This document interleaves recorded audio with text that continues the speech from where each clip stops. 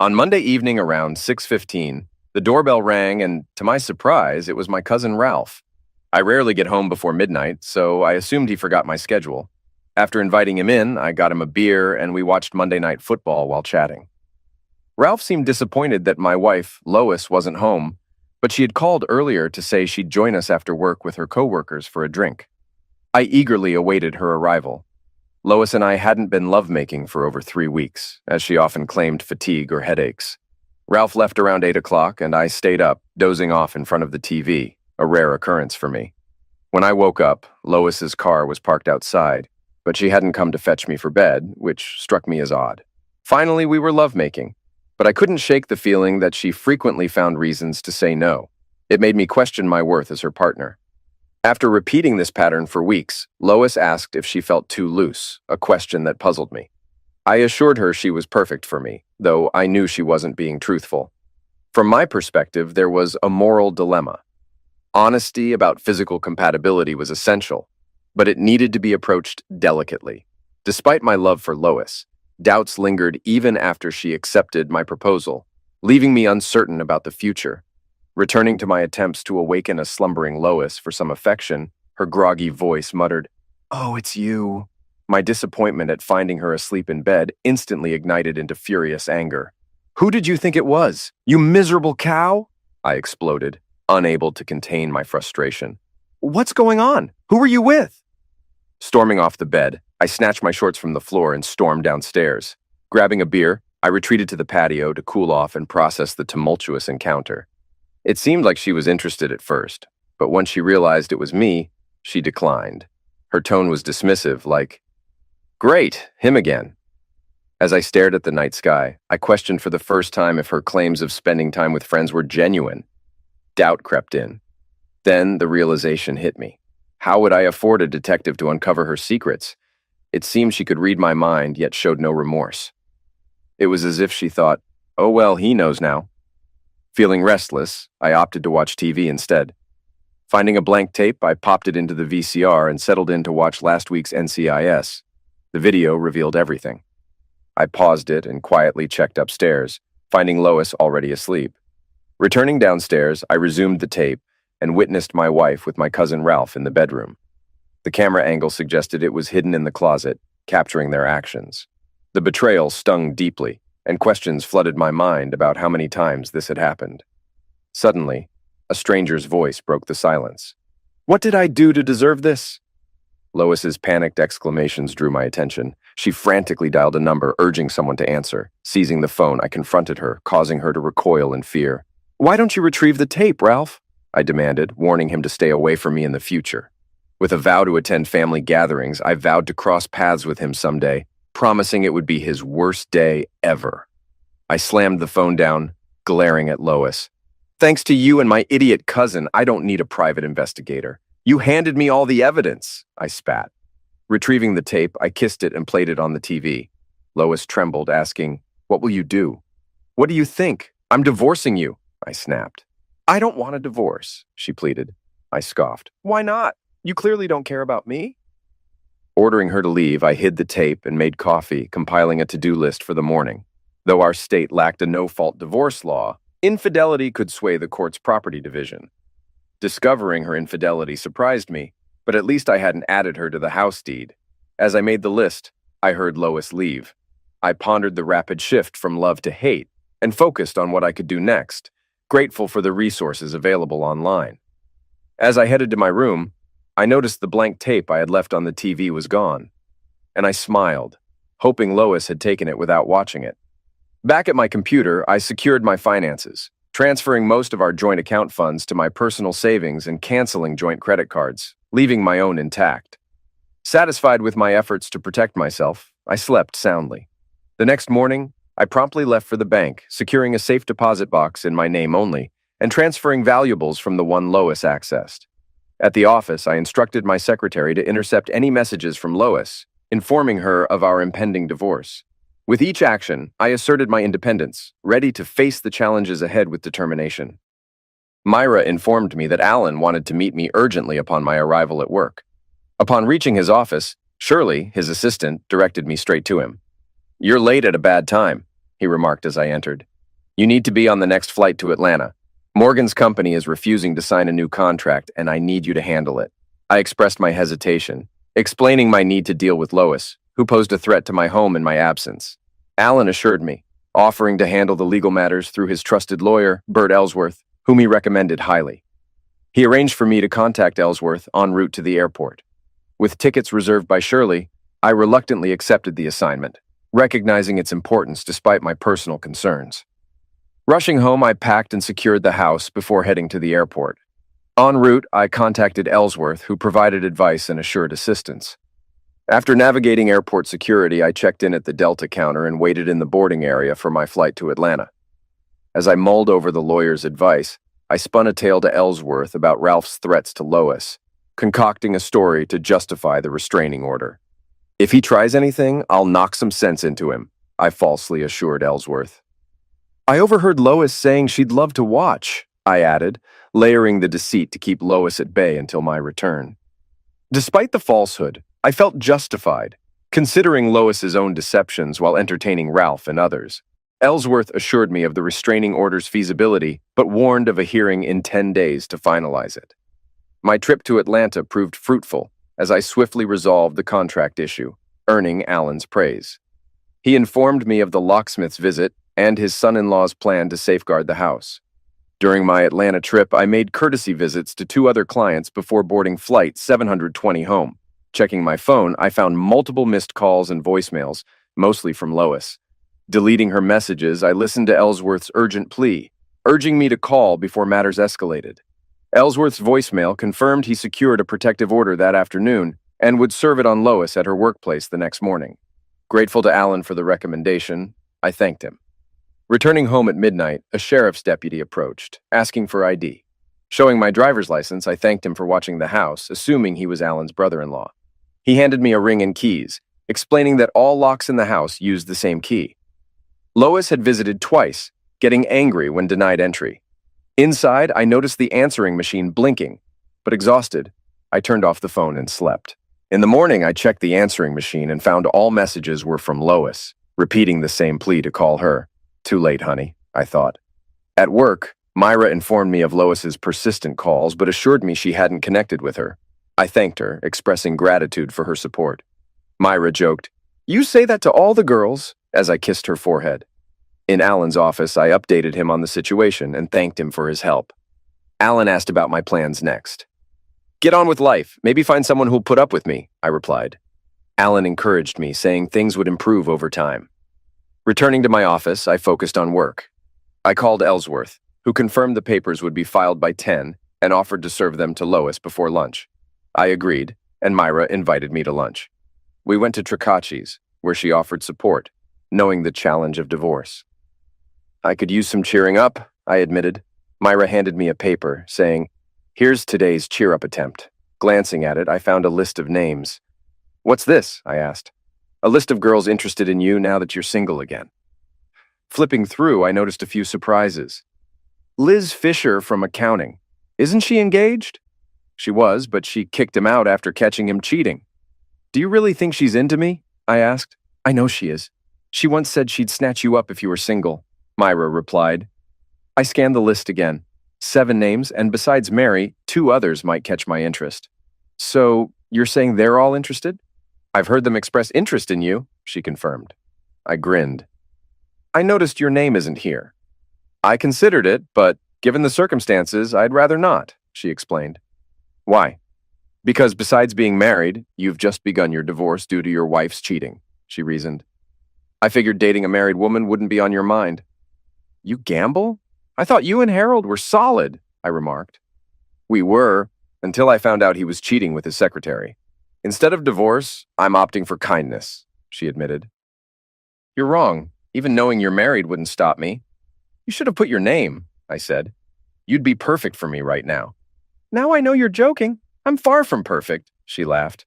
"That's where you're mistaken. You have one characteristic they lack," I teased. "And what's that?" she inquired. "You're married, and they're not." "You'll have to explain that," I remarked.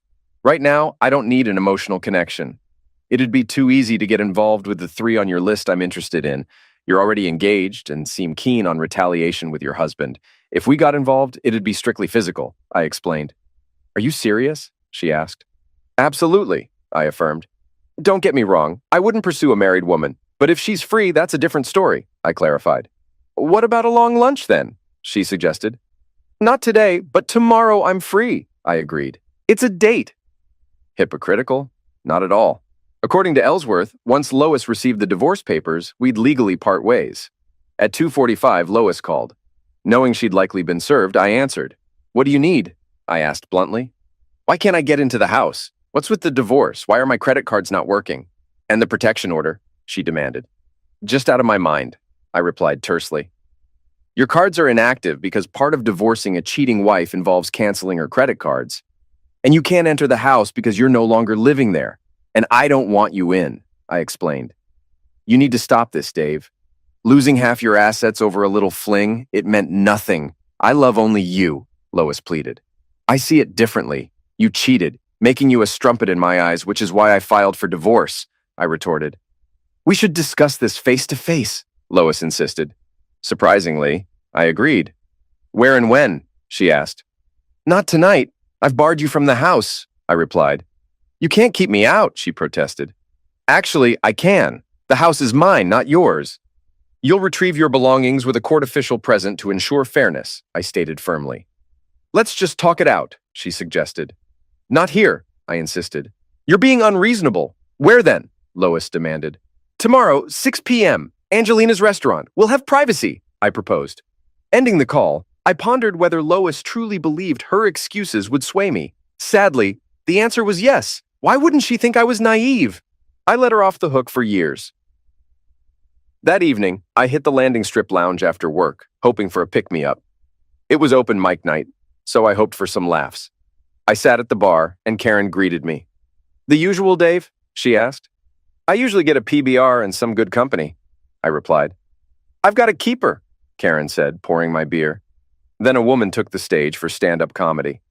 A surveyor stopped by Will's farm in eastern Minnesota and announced he had some bad news. I have discovered that your farm is not in Minnesota. It is actually located in Wisconsin. Will let out a huge sigh of relief and said, That's the best news I've gotten in a while. I was just telling my wife this morning that I don't think I could stand another winter in Minnesota. She laughed and continued. The New York City Department of Education reports that only 26% of the city's 3rd through 8th graders pass the English exam. But on the other hand, they're too bad at math to realize how bad it is. 2 more comedians followed her act, and I departed feeling notably uplifted compared to my arrival.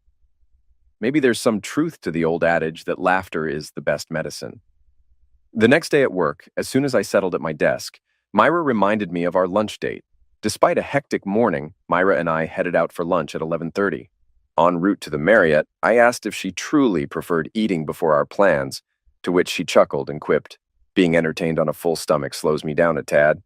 I checked us in under the alias Meister and Mrs. Ralph Tomlinson, a fitting nod to Lois's affection for donkeys. Once in the room, we wasted no time getting lovemaking. The remainder of the day flew by, and it was soon time to rendezvous with Lois at Angelina's. Arriving ahead of her, I secured a booth in the quietest corner, far from the dance floor. Ordering my usual, I settled in to await her arrival. When Lois showed up 5 minutes later, she looked as stunning as ever. Normally, her presence would stir certain desires in me, but the knowledge of her actions in our marriage quelled that impulse. As she sat down, she ordered her customary Cosmo, visibly irritated when I requested separate checks. Sipping my beer, I prompted, All right, Lois, you called this meeting, so what's on your mind? Honestly, Dave, you could have been more courteous given the circumstances. Lois, you're lucky I haven't torn you apart. Speak up or I'll walk out. With a sigh, she said, You're blowing things out of proportion, Dave. We don't need to divorce. I love you, always have, always will. My affair with Ralph means nothing to me. Yes, it happened, but it was just physical.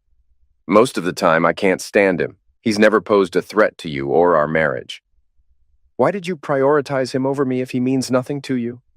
I didn't. Yes, you did. Reflect on the past 6 months. How often have you been there for me? Mostly reluctantly, doing favors. Think about the last 3 weeks. I've heard your excuses every night and stayed out of it while you've been enjoying yourself elsewhere, and you call that love, being exclusive to me? It hasn't been that brief. It certainly has. For 3 weeks, you've been avoiding me, and when you finally say, I'll be lucky to have you home, you just go straight to bed and sleep. When I tried to initiate something, you were all for it until you realized it was me. Remember that, Lois? Remember that? Oh, it's you. I'm tired. Leave me alone. That's all, Lois. Oh, you said it all. And then that tape was the last straw. Then why even tell Ralph these things? Because Ralph likes hearing it. He has some pathetic need to feel superior to you. I tell him these things to boost his ego. There's nothing wrong with you in bed, Dave. You've always satisfied me. Then why seek pleasure with other men? It's not other men, Dave. It's only Ralph. So you don't consider it cheating on me if it's just Ralph? That's not what I meant.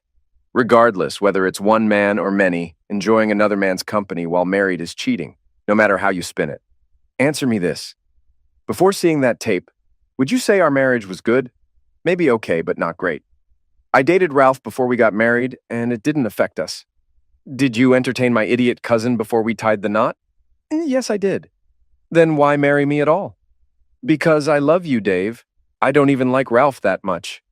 Why are you enjoying yourself with him? Because he provides something you can't. Look at it this way, Dave. Think of Ralph as just assisting you with me. You're crazy if you think you can convince me of that. If that's all you want to discuss, then we're finished. I began to rise from my seat, and she interjected. You'll never persuade Dave that infidelity is acceptable. You lack any evidence to support that claim. Don't forget, I have the tape you and Ralph generously made for me. Are you certain?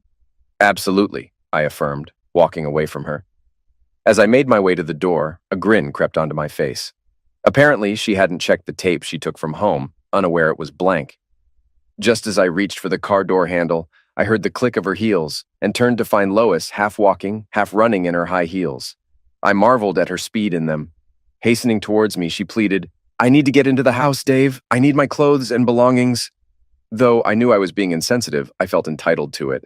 Have your lawyer contact mine to arrange it, I replied, sliding into the car. Rolling down the window, I bid, Goodbye, Lois, and drove off as she called out, Wait, Dave, just a minute. I could have allowed her to follow me home and retrieve her things without inconvenience. It wouldn't have inconvenienced me. But at that moment, I was thinking, forget her. If she didn't already have a lawyer, it would take her a day or two to find one. Since it was Thursday, I wagered the soonest she could secure one would be Monday, with another day needed to organize her return to the house. By then, I'd have packed all her belongings in garbage bags, showing little care in the process. If I were lucky, she'd have to take everything to the dry cleaner or laundromat before using them. Was I a bit resentful toward Lois? Not really. My relationship with Lois was smooth sailing. I slept soundly that night. On Friday, I had another lengthy lunch with Myra. As a particularly busy period drew to a close, Myra inquired about my weekend plans. Upon learning I had none, she proposed, Would you like to spend the weekend with me? I'd love to, but how will you keep it from your husband? He's going fishing this weekend. He packed up this morning and will leave straight from work. I'm at your disposal from now until noon on Sunday, if you need me, that is. Silly girl, let's see. Dinner and dancing tonight, then play at home. Saturday morning wake up and more playtime. Dinner and dancing Saturday night, followed by more play at home. Sunday morning, play until noon, then brunch. Sound good? Sounds great, but how about we skip the dancing and focus on playing? That won't do. Your energy never seems to fade, and mine needs a break sometimes. All right then, your plan it is. After returning to work, I informed her I'd pick her up at 7. Pack for the weekend, I instructed, since you won't be returning until Sunday. Upon arriving home, I discovered Lois hadn't wasted any time searching for a lawyer. Upon entering the bedroom to change, I noticed part of Lois's dressing room was bare. Most of her belongings were gone. Curious, I investigated how it had happened and found a broken window in the family room facing the patio. Though I couldn't prove Lois was responsible, I derived some satisfaction from spotting blood on the glass shards, indicating she might have injured herself climbing in. I located a glass company in the Yellow Pages, scheduled an appointment for the next day, and decided to leave the mess until morning. With my decision made, I headed upstairs, showered, and dressed for my outing with Myra. We dined, danced, and indulged in drinks. Although we retired at 11, sleep eluded us until 3, leaving me utterly exhausted. After Myra had her fill of me, I set my watch for 9, anticipating the arrival of the glazier between 10 and 12. However, Myra woke me at 7:20 in a delightful manner. While awaiting the glazier, I tidied up the broken glass, completing just as the glazier arrived at 10:10. By 10:40, the repairs were finished, and by 11, Myra and I were enjoying a late breakfast at Tricacci's. Following our meal, I inquired what Myra would like to do next. "Just relax and cuddle. That's all I want," she replied. And that's precisely what we did. Buoyed by our spirits, by 5, we opted to order pizza and continue our leisurely day. We decided against closeness on a full stomach, opting instead to lounge on the couch and watch TV for an hour or two. However, our TV viewing was abruptly interrupted mid-program.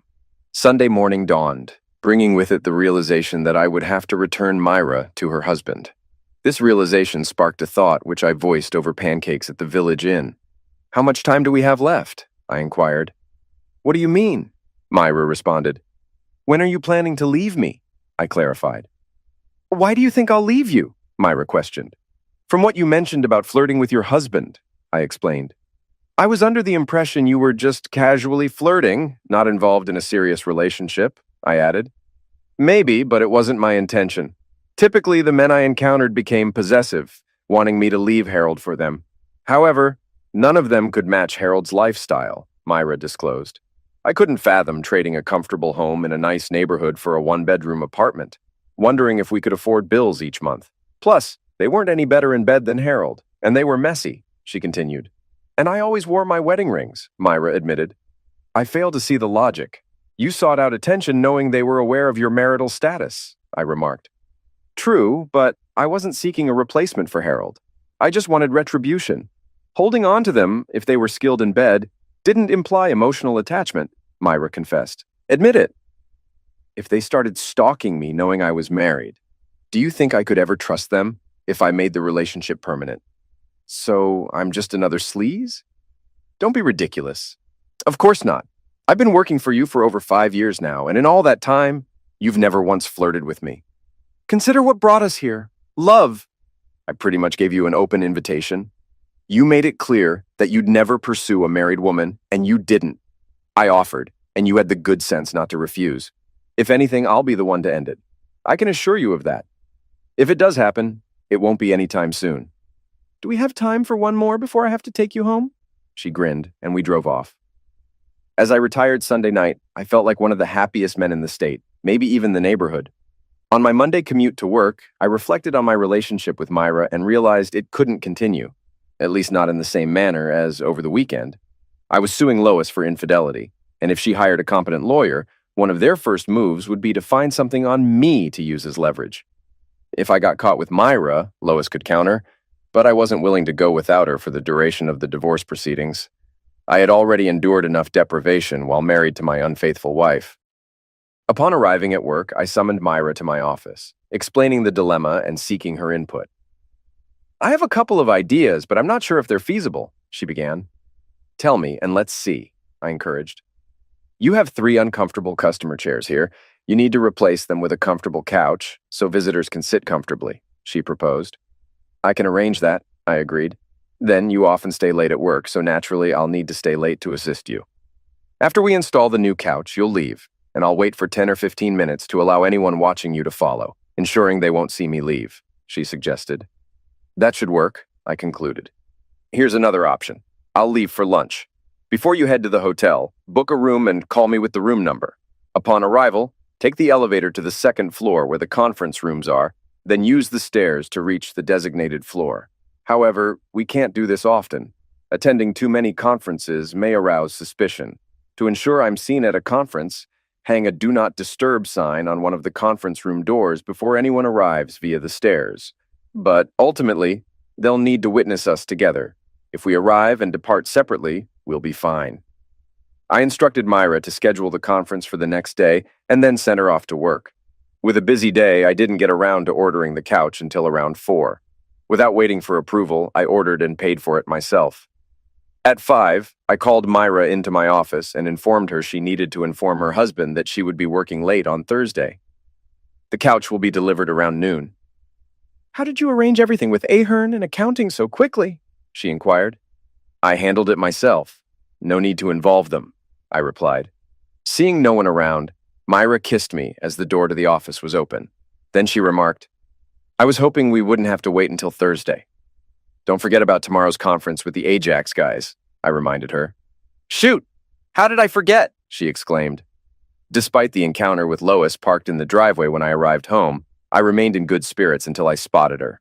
Positioning her car in the middle of the driveway prevented me from accessing the garage. To allow her to leave, I parked accordingly. As I stepped out of my car, she approached me, stating, "We need to talk, Dave. Things are escalating." I brushed past her, heading to her car. Opening the door, I reached for her purse, tipping its contents onto the seat. After counting the money and pocketing it, I tossed the purse back atop the pile. "You still owe me $14 for the broken window. We have nothing more to discuss," I asserted. "Dave, I love you, and I don't want a divorce. We can work through this. It doesn't have to end," Lois pleaded.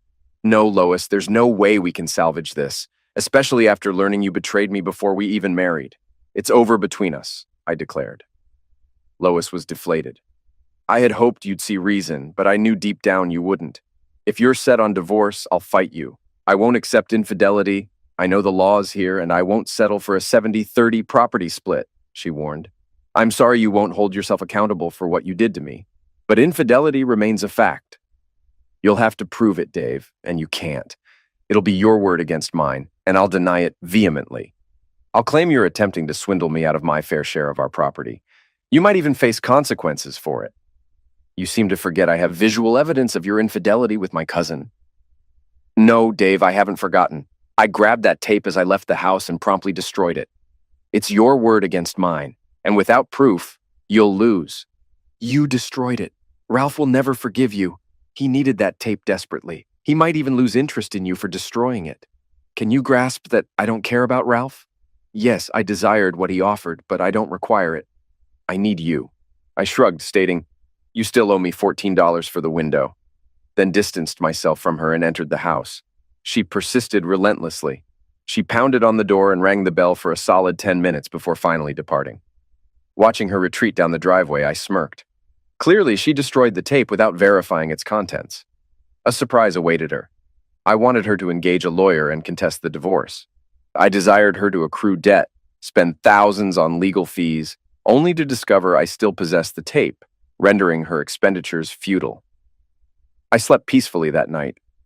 My Tuesday conference call with the Ajax representatives went smoothly, leaving me in high spirits upon returning home from work. Wednesday wasn't too shabby either, especially when Myra suggested a quick encounter on my desk at day's end. After ensuring everyone had left, I acquiesced. Upon completion, I reminded her of her late shift on Thursday. En route home, I opted to stop by Landing Strip Lounge, my favorite restaurant. Unbeknownst to me, it was hosting an open mic night, making it a challenge to find a vacant seat. Eventually, I secured a spot at the bar. I happened to be present when Bobby Denton passed the microphone to a trailer repair mechanic employed by Triple T Sales and Service in Franktown. This individual was quite intelligent, holding degrees in both electrical and mechanical engineering. One day, while driving home, he heard a radio commercial that struck him as a blatant falsehood. Contemplating this, he sketched a plan for a lying robot upon returning home. After refining his blueprint, he constructed the robot in his basement workshop over a span of 6 weeks. When completed, he tested it in his living room, coincidentally when his 14-year-old son arrived home 2 hours tardy. Inquiring about the delay, the man's son claimed he had lost track of time while playing cards with friends. With a lull in the proceedings, I finished my beer and departed for home. The following day brought 2 positive developments. Firstly, my lawyer informed me that Lois's legal counsel had reached out, indicating her intent to contest the divorce. This news brought a smile to my face. Secondly, my black leather couch was delivered. Opting for leather was strategic, anticipating the inevitable stains it would endure.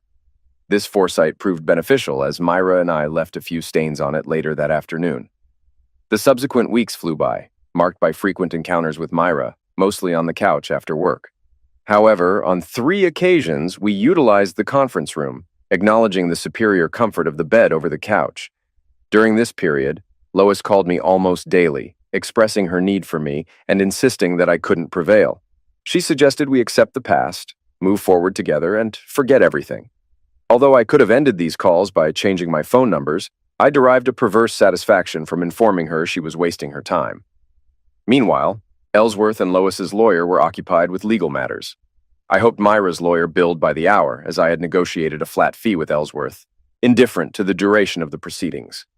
Ellsworth was aware of the tape's existence, yet he never disclosed it to Lois's attorney. They negotiated with the other attorney, proposing that if I changed the grounds for divorce from infidelity to irreconcilable differences and agreed to an equal property division, Lois would cease her resistance.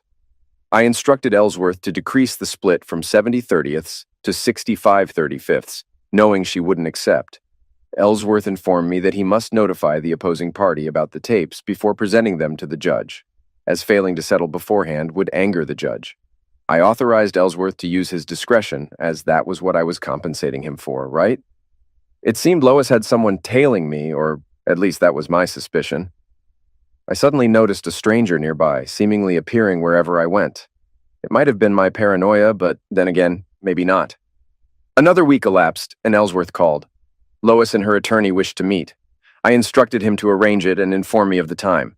He later notified me, Friday at 10 in the morning. I arrived early at 9:30 and discussed matters with Bert. We decided to have the tape present at the meeting, but I wanted to toy with Lois one last time. The meeting commenced with the usual banter. Lois denied the infidelity accusations, claiming I was being unreasonable. Then I interjected, reminding her of the tape she and my cousin made. "No, I don't," she retorted confidently, aware of the lack of evidence to support my claim. "I'll make you a deal, Lois. If you sign the papers now, I'll agree to a 60/40 split. But you have only 2 minutes to decide. If not, I'll leave it to the judge." "I won't agree, Dave. You have no proof," Lois replied stubbornly. "Sure, Lois, I have a tape of you and Ralph," I stated confidently, anticipating her reaction. And just as I hoped, she became enraged, blurting out, "Damn it, Dave, I already told you I destroyed the damn tape." "Oh, so you admit to infidelity and destroying evidence?" I remarked, watching her eyes widen in realization. "No, that's not what I meant," she backtracked. "Never mind, Lois, I offered leniency, but your stubbornness, as usual, led you to reject it. Let the courts decide." Lois's lawyer then interjected, "If you indeed possess evidence, you better reveal it now." I gestured to Ellsworth, and as he moved to press the play button on the TV VCR positioned at the table's end, I stated firmly, "This is your final opportunity, Lois. I'm willing to settle for a 60/40 split, but once he presses play, the offer is rescinded and we proceed to court. Screw you, Dave. You've got nothing on me." With that, Bert pressed play, and I rose, declaring, "See you in court, Lois," before exiting the room. Before I even left the building, my phone rang. It was Bert. "They're interested in making a deal." "No thanks. I offered her an out, but she refused, so full steam ahead." My actions only escalated Lois's phone calls. I disconnected the house phone, and Myra knew not to pass on Lois's calls to me, leaving my cell phone as the only means of contact. I kept the same number to toy with Lois, finding amusement in the numerous unanswered calls from her. As for my personal life, Myra was providing more than enough excitement. 3 days after the meeting with Lois and the attorneys, Myra approached me saying, "We've got a problem. A major one."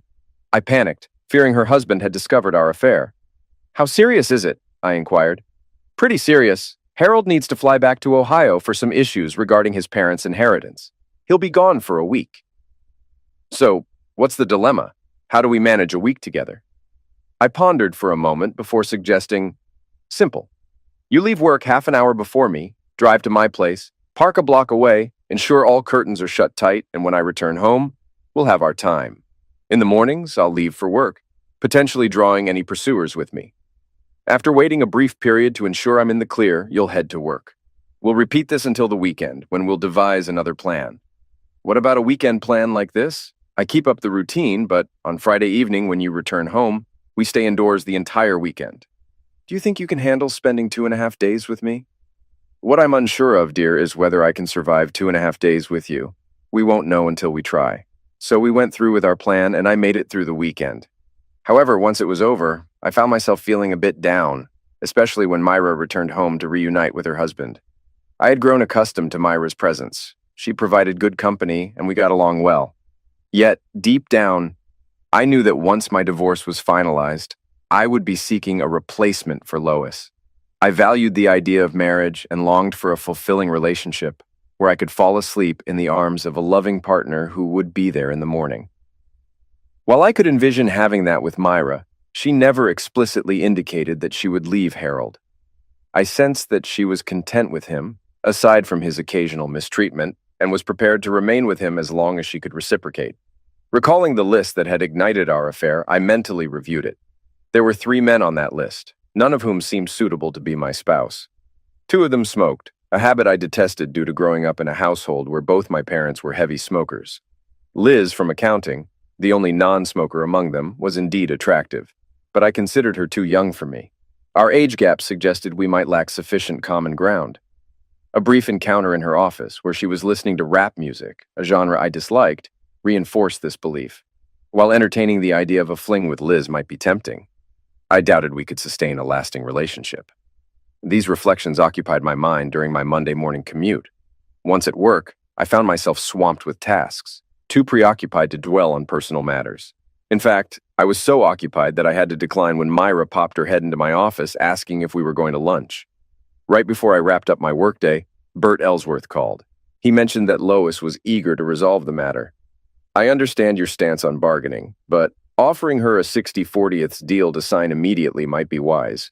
Infidelity typically influences asset distribution, but with 2 out of 7 divorce judges being women, they often lean towards a 50-50 split, regardless of grounds. We might end up with one of those judges. Settling now could be in your best interest. After about 30 seconds of contemplation, I instructed him to propose a 65-35 TRSS deal and gauge her response. During the downtime, Myra entered my office, requesting some time on the couch since she missed her extended lunch break. I granted her request. The following morning at 10 o'clock, Ellsworth called to report that Lois had agreed to the 65-35 offer. He mentioned she would arrive on Wednesday at 5 to sign the papers and requested a brief meeting with me. Although I saw little purpose in it beyond giving me another chance to confront her, I wanted to conclude matters swiftly to avoid further inconvenience to Myra. I informed Bert that I'd be available at 2 o'clock to accommodate her request.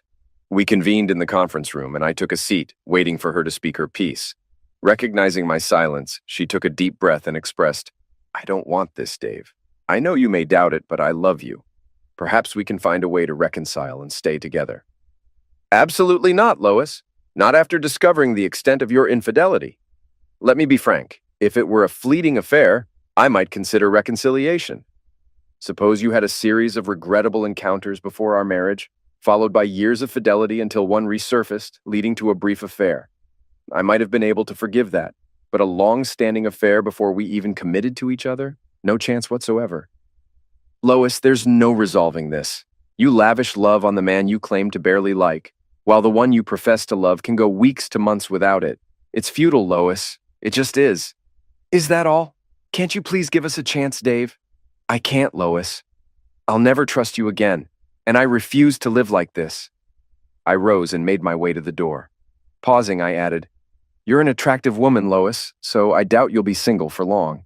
If you find someone, I hope he treats you as poorly as you've treated me." With that, I exited the room and headed to the landing strip. Taking a seat at the bar, Karen served me a PBR and asked, "Where have you been, handsome?" "Dealing with a divorce and not in a very social mood," I replied. "I'd stop in for a beer or two and unwind." "So, does that mean I'll have a chance to charm you now?" she teased. "I thought you were content with your boyfriend all these years." I was, until I realized he wasn't what I thought." Deciding I'd had enough, I signaled for the bill. As Karen returned with my change, she flashed a smile and said, "When your divorce is finalized, don't forget about me, all right?" "I can manage that. Take care," I replied, leaving in high spirits. Karen's interest in me was unexpected. Once Lois signed the papers, it was all settled. Despite awaiting the final decision, I felt liberated, free from the fear of being watched. Myra and I could abandon our clandestine meetings. Around 10, she entered my office asking about lunch plans. "Yes, I'll leave around 11:20 and book a room," I informed her. However, she responded, "That won't be necessary anymore. Lois signed the papers yesterday, so we don't need to worry about avoiding something that might not have happened." At 11:30, we left for the Marriott. As the door to room 403 shut behind us, we leaped onto the bed. While we dressed, Myra posed a question. "What now?" "What do you mean?" I countered. "I mean, now that you're free." This took me by surprise, but I quickly formulated a response. "As long as you want me, honey, I'll stick around." But eventually, I'll seek a wife. I enjoyed being married. What qualities would you seek in a wife? She should be attractive, love me, have the strength to tolerate me, and be a decent cook. I can cook, she offered. I paused, realizing her true intention. In response, I stated, if you meet the criteria, I'll prioritize your application. But there's a catch. I won't engage in bigamy. She looked puzzled for a moment until it clicked. She beamed. Don't worry, love. Harold's days are numbered. Then a concern crossed my mind, evident in my changed expression. Myra noticed and inquired, What's wrong, kid? What's on your mind? We've reached a point where we don't need to hide things from Lois, but now we have to conceal matters from Harold while you navigate your divorce proceedings. I may be mistaken, but I doubt it's necessary. I'll present him with a choice: infidelity or irreconcilable differences. I possess ample evidence of his infidelity. If I threaten to expose him, he'll likely opt for irreconcilable differences to protect his career aspirations. Harold aspires to climb the corporate ladder, aiming for a vice presidential role. However, the CEO and several board members are devout Christians. His chances may diminish if his affairs come to light. While it might inconvenience me for a week or two in a motel, we can handle that, can't we? Myra's strategy unfolded as planned, and she wasted no time executing it. Following my suggestion, she arranged a meeting with Ellsworth for Friday. She requested Bert to draft 2 sets of documents, one citing infidelity and the other irreconcilable differences. Just before the bank closed on Saturday at 11:45, she withdrew half of the checking account, all her savings, and 4 of the 6 CDs from the safe deposit box. Returning home, she gathered Harold's belongings he had left in pursuit of gold, loaded them into her car, and checked into a motel. By 3 o'clock, she returned, prepared dinner, uncorked a bottle of wine, and while dining with Harold, revealed her awareness of his affairs, backed by PI reports on 3 of them. She asserted she had reached her breaking point and intended to divorce him. She detailed her financial actions, offering to relinquish her share of the house, which exceeded her bank loan. Presenting him with divorce papers, she outlined his options and set a deadline of 10 o'clock Monday morning for his decision. Departing with a smile, she left the dirty dishes for Harold. As anticipated, Harold phoned her on her cell, opting for irreconcilable differences. On Wednesday, they convened in Bert's office, where Harold signed the documents. Myra opted to remain at the motel over the weekend to let the situation settle. Later, she moved in with me, and we planned to cohabit until our divorces were finalized, then wed. However, this posed a dilemma. Myra excelled in her role and wished to retain her job. Yet, our company prohibited relatives from working together. While we could both stay, one of us would need to relocate. Unfortunately, the nearest facility for transfer was 90 miles away, impractical for us. Hence, we decided to conceal our marriage. Myra retained her surname, preserving her health insurance until, if ever, we were discovered. And then Myra would resign and seek another job if she desired. She didn't really need to work, considering my substantial compensation. She checked out of the motel on Sunday and moved in with me by 3 p.m. The following 2 months passed swiftly without incident, and I began to unwind and lower my defenses. A significant error. Lois called once or twice a week, and I typically answered to dismiss her, deriving satisfaction from doing so.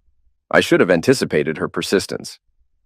On a Wednesday evening, Myra and I were at the landing strip, enjoying a drink or 3. We frequented the place occasionally, not necessarily on Wednesdays, as it had always been my preferred spot. However, we were there that night to support one of the accounting girls, trying her hand at performing. We applauded Shelley's effort, but both Myra and I agreed she was better suited to her job than show business. Her routine began with a scenario where a man engrossed in reading the newspaper gets struck on the head by his wife with a frying pan. "Why did you do that?" he inquired. "For the paper I found in your pocket with Jenny's name," she retorted. He explained that Jenny was the name of a horse he bet on at the races. Apologizing, she resumed her chores. Days later, as the man watched TV, his wife punched him again, this time with a larger pan, causing him to lose consciousness. Upon awakening, he asked why. "Your horse was calling," she quipped. After some laughter, the storyteller continued. An elderly couple, despite mutual disdain, remained married for years. Their arguments often resounded late into the night, with the old man threatening to haunt his wife after pass-away, which frightened the neighbors, who suspected him of practicing black magic due to odd incidents. Upon his demise from a heart attack at 85, his funeral featured a closed casket. At the burial, neighbors expressed concern to his widow about his potential return. She scoffed, asserting she'd buried him upside down, confident he wouldn't ask for directions upon resurrection. "You keep your damn hands off my man, you damn strumpet!" Lois's voice cut through the air, dripping with venom. I whirled around to see her pouring a drink over Myra's head. Before I could react, Myra retaliated, splashing her own drink into Lois's face. Lois stumbled to the floor, and I wasted no time grabbing Myra and pulling her out of there. As I started drying us off with some rags from my trunk, Lois stumbled out of the door, her footing unsteady from a blow to her nose. And who was there to help her? None other than my prick cousin Ralph. I dropped the rags and yelled, "You rotten son of a cow!" and launched myself at him.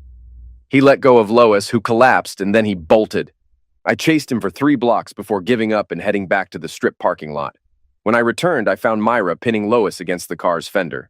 Myra was screaming at her, "Get it into your stupid head, you stupid cow." "I didn't steal it from you. You threw it away, and I was lucky enough to catch it." As I approached, Myra backed away and said, "Let's get out of here. Get in the car. I need to go inside and straighten things out with Joe." I found him inside, and he assured me there was no damage. He even joked, "Next time do it during intermission so the customers have something to look at when no one is on the mic." Back outside, I saw Lois waiting for me at the entrance, but Myra was already in the car. Lois stepped towards me, pleading, "Please, Dave, give up the divorce. I'm dying, baby. I need you. I love you, and I know we can work this out." "You must be the stupidest human being on the planet, Lois," I said, shaking my head in disbelief. "Here you are, professing your love for me while your current date is the reason behind your divorce. And to top it off, you're not even discreet about it. You need to let it go, Lois. The only feelings I have for you are hate and disgust. Leave me alone." With that, I walked around her, got into my car, and drove away. Both divorces were finalized. I proposed to Myra, but she surprised me by saying, "Ask me again in a year, baby. Let's see if we're truly right for each other after living together for a while." I waited a year and proposed again, and this time she said yes. We opted for a civil ceremony at the Justice of the Peace, as we didn't want another big wedding. Lois ended up marrying Ralph, but their marriage didn't last long. It turned out Ralph had been cheating on her with several other women, one of whom gave him a disease that he passed on to Lois. While cheating on me seemed acceptable to her, being cheated on was a different story entirely. She couldn't tolerate it. 6 years after my marriage to Myra, Ralph made the mistake of attending a wedding that I also happened to be at. I kept my long-standing promise to him. It may be a while before I receive another invitation to a family celebration.